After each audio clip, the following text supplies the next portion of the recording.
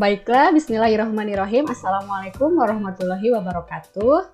Selamat berjumpa kembali anak-anak di kelas IPA. Untuk pembelajaran kali ini kita akan mempelajari materi terakhir di bab 2, yaitu mengenai gangguan pada sistem pernafasan atau respiratory diseases. Respiratory diseases, gangguan yang ada pada sistem pernafasan. Kayak di sini ada 8 jenis penyakit atau gangguan yang akan kita pelajari hari ini, yaitu influenza, tonsilitis, faringitis, pneumonia, tuberkulosis atau TBC, asma, kemudian kanker paru-paru, dan yang paling update itu adalah COVID-19 ya.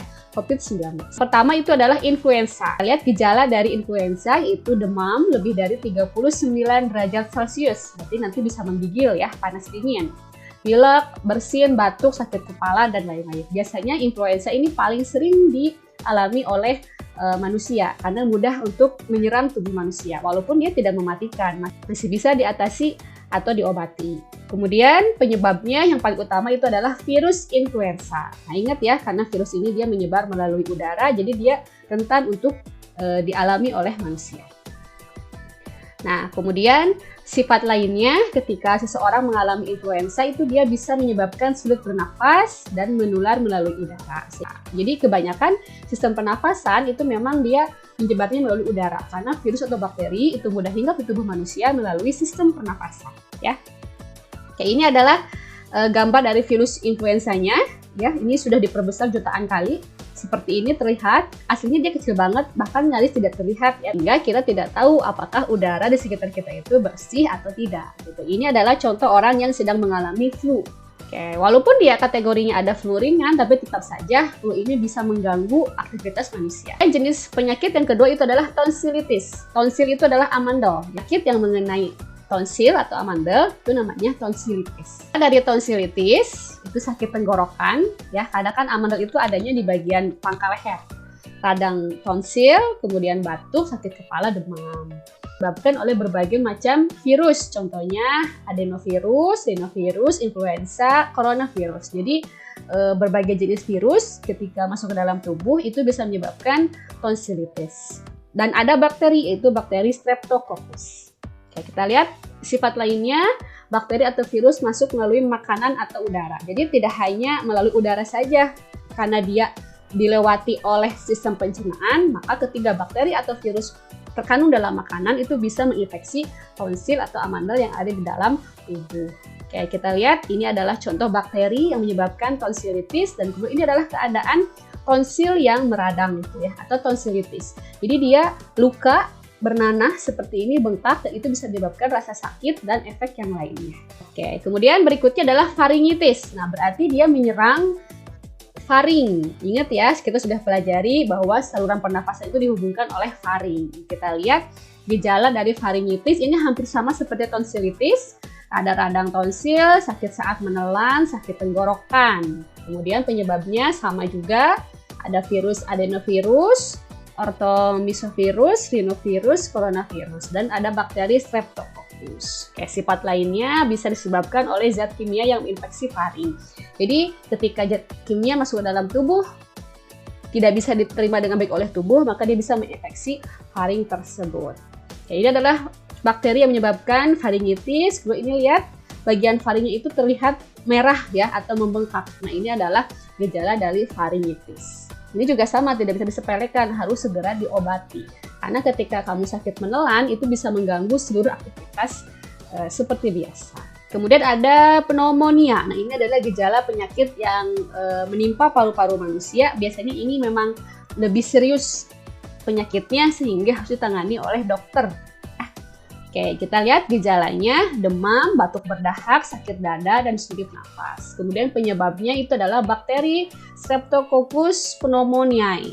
Jadi ini khusus disebabkan oleh bakteri, bukan virus. Oke, sifat lain dari pneumonia ini, di dalam paru-parunya terdapat cairan kental sehingga oksigen di dalam darah itu berkurang. Nah, karena ketika paru-paru di alveolus terjadi pertukaran O2 menjadi CO2 atau sebaliknya, itu nanti akan terganggu karena di alveolusnya terdapat cairan atau nanah sehingga pertukaran gas O2 dengan CO2-nya tidak berjalan dengan lancar. Akhirnya pasokan oksigen yang masuk ke dalam darah juga akan terganggu dan bisa mengganggu sistem metabolisme tubuh yang lainnya, gitu ya. Kayak ini adalah bakteri Streptococcus tadi, penyebab pneumonia. Kemudian ini adalah contoh alveolus yang terserang pneumonia. Jadi kalau alveolus yang normal itu di dalam kantung-kantung udaranya yang kosong, hanya berisi oksigen atau CO2 karena dia terjadi pertukaran gasnya di situ. Tapi karena ada cairan di sini, karena ada bakteri itu, dia menginfeksi paru-paru sehingga di dalam gelembung alveolusnya itu ada cairan-cairan yang menghambat terjadinya pertukaran O2 dengan CO2. Kemudian tuberkulosis atau TBC, ini juga mungkin istilah ini sering ya anak-anak dengar. Seperti apa sih TBC itu? Oke, ya kita lihat gejala dari TBC. Mudah lelah, berat badan turun drastis, demam, berkeringat malam hari, sakit dada, dan yang paling penting ini batuk berdarah. Jadi salah satu gejala utama dari TBC itu adalah batuk berdarah. Oke, penyebabnya itu adalah bakteri Mycobacterium tuberculosis. Sama seperti pneumonia, ini disebabkan oleh bakteri. Kemudian sifat yang lainnya, dia menginfeksi paru-paru, bisa menginfeksi organ lain jika sistem imunnya lemah. Jadi kalau lemah sistem imun tubuhnya, gejala TBC ini bisa merembet ke organ yang lainnya, merusak sistem organ yang lain. Ya, oke, hati-hati ya, karena TBC ini juga termasuk yang menular juga melalui air liur atau udara. Ini adalah contoh bakteri Mycobacterium tuberculosis. Penampilannya sudah sangat mengerikan ya. Jadi kalau bakteri ini hinggap dalam tubuh, dia bisa menginfeksi paru-paru dan menyebabkan TBC. Nah, kemudian ada contoh kondisi paru-paru yang normal dengan dalam keadaan TBC. Jadi kalau paru-paru normal terlihat bersih, kalau paru-paru TBC ini lihat di sini dia sudah seperti daging busuk ya, daging busuk dan rusak. Ini memang banyak juga tingkat kematian dari TBC ini. Ya, jadi hati-hati. Gejalanya silahkan nanti dipahami supaya tahu dan bisa ditangani lebih cepat. Oke. Kemudian asma. Nah, asma juga ini termasuk jenis gangguan pada sistem pernapasan yang banyak dialami oleh orang-orang, gitu ya.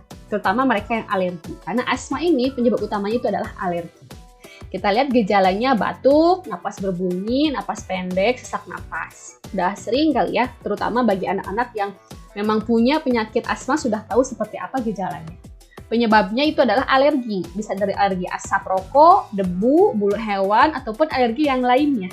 Nah, karena dia alergi, maka tidak ada obatnya. Jadi asma ini hanya bisa dicegah dan dikurangi tingkat timbulnya. Sifat yang lainnya, yaitu alergen yang masuk ke dalam tubuh akan menghasilkan senyawa kimia. Namanya adalah prostaglandium dan histamin. Sehingga saluran nafasnya menyempit. Misalkan paru-paru kita alergi terhadap asap rokok. Ketika asap rokok itu masuk ke dalam tubuh, maka secara otomatis tubuh itu akan memproduksi zat kimia prostaglandium dan histamin. Nah, prostaglandium dan histamin ini itu bentuknya nanti cairan. Sehingga nanti di bronkiolisnya itu akan dipenuhi oleh cairan ini. Kayak kita lihat di sini, nah ini adalah contoh bronkiolis yang kosong atau yang normal. Kemudian ini adalah contoh bronkiolis yang mengalami gejala asma. Di dalam salurannya terdapat cairan-cairan zat kimia tadi sehingga salurannya menyempit. Udara itu tidak bisa keluar masuk secara normal. Gitu. Makanya untuk penyakit asma ini tidak bisa diobati karena dia alergi dalam tubuh. Jadi perlu dicegah dan kamu perlu tahu alerginya alergi apa sehingga dihindari supaya tidak timbul asma ini. Kemudian kanker paru-paru. Nah, kita lihat gejalanya batuk berdarah, berat badan turun, napas pendek, sakit dada. Penyebab dari kanker paru-paru itu adalah merokok, lingkungan, dan faktor keturunan. Kalau merokok sudah jelas itu kebiasaan buruk yang harus dihindari. Karena di dalam merokok itu banyak sekali zat yang bisa mengaktifkan sel kanker supaya dia tumbuh lebih cepat dari biasanya. Ada faktor keturunan. Ini juga sama, termasuk faktor gen penting. Jadi kalau misalkan leluhur kamu ada yang menderita kanker paru-paru, itu biasanya ada keturunannya yang mengalami kanker juga. Tapi mudah-mudahan anak-anak semua sehat ya, tidak ada yang mengalami faktor keturunan ini. Kemudian sifat lainnya dari kanker paru-paru itu adalah tumbuhnya sel yang tidak terkendali dalam paru-paru. Ini adalah pemicu utama terjadinya sel kanker. Tumbuhnya sel ini nanti bisa menggerogoti organ yang baik sehingga merusak dan akhirnya bisa menghilangkan fungsi paru-paru itu.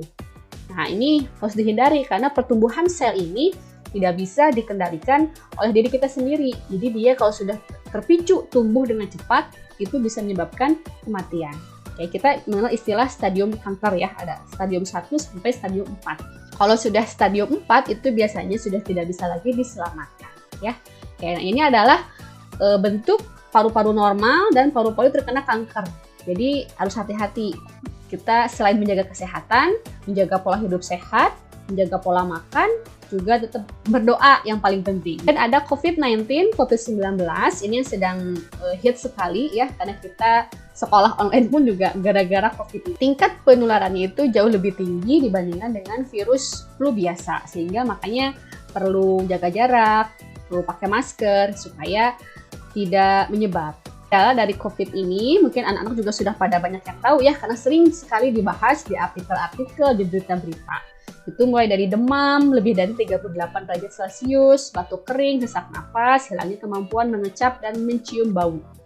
Kayak hilang indera perasa dan indera pencium. Penyebabnya itu adalah virus corona atau Acute Respiratory Syndrome Coronavirus, SARS-CoV ya. Kemudian sifatnya ini menular melalui udara dan droplet, artinya bisa melalui percikan ludah juga. Kemudian pada kasus parah itu bisa menyebabkan komplikasi. Nah ini si corona ini dia bisa menyebabkan komplikasi pada selain pernapasan juga pada organ yang lainnya. Dan memang ini bergantung pada imun tubuh. Ada yang bisa bertahan ketika imunnya bagus, dia COVID ketika masuk tidak menginfeksi apapun. Ada yang sangat sensitif menginfeksi segala banyak organ, menyebabkan komplikasi dan berujung pada kematian. Ya.